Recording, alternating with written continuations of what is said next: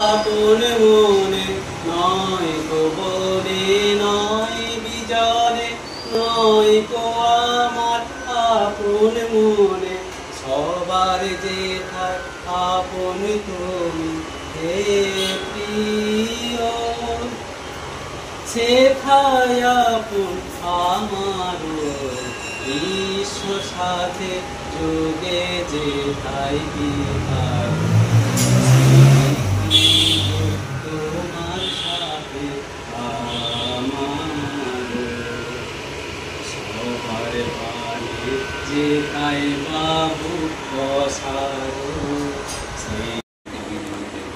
ওনারা খুবই ভালো বক্তা কিন্তু আমি সচেতনভাবে বলছি আমি কিন্তু খুব ভালো বক্তা নই, কিন্তু আমি লিখতে বললে আমি লিখতে পারি আমি বক্তা নেই, তাই জন্য হয়তো কথাগুলো খুব খোলাজের মতো লাগতো, আমি বলার চেষ্টা করছি। তো এই যে আমার মনে হয় বীরভূমে প্রথমবার স্যারকে নিয়ে রবীন্দ্রকে নিয়ে একটি স্মরণ সভা হচ্ছে। উনি আমাকে একটা জিনিস শিখিয়েছিলেন যে কোনো কিছুকে কখনো আন্ডার এস্টিমেট করবে না।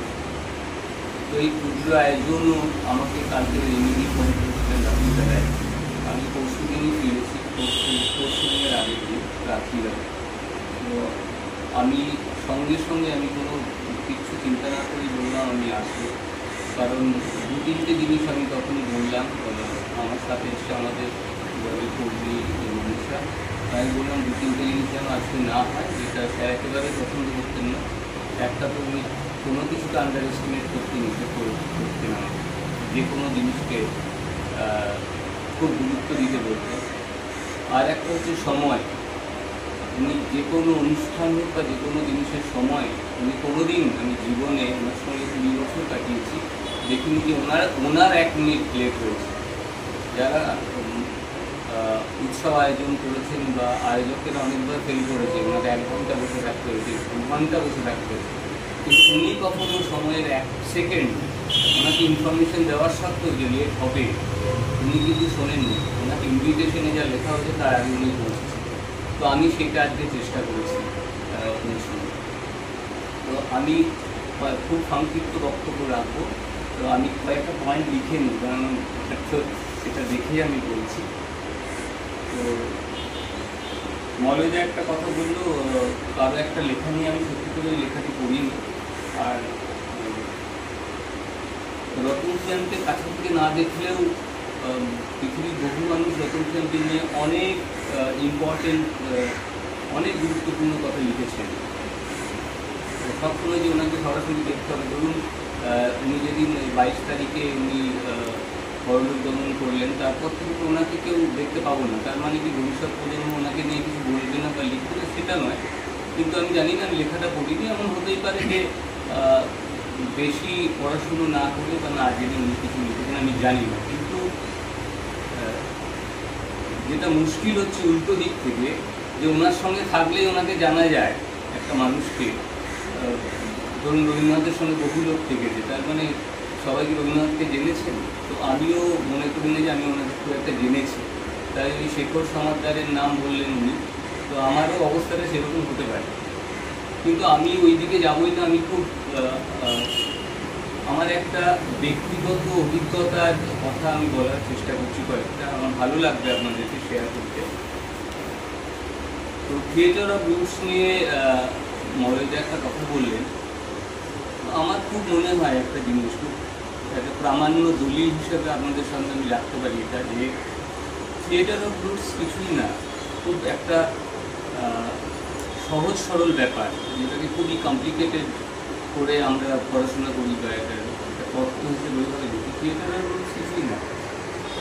ভারতবর্ষে অনেকগুলো মানুষ মূলত পারফর্মিং আর্টস বা যারা নাট্যকার, নাটক লিখছেন, নাটককার, এরকম অনেকগুলো মানুষ প্রায় একসঙ্গে একটা কাজ করছে। আর আমরা সেই একটা আন্দোলনকে করছি থিয়েটার অফ রুটস, ঠিক না? তারা ট্র্যাডিশনাল আমাদের পরম্পরার যে জিনিসগুলো আছে সেইগুলোকে নিয়ে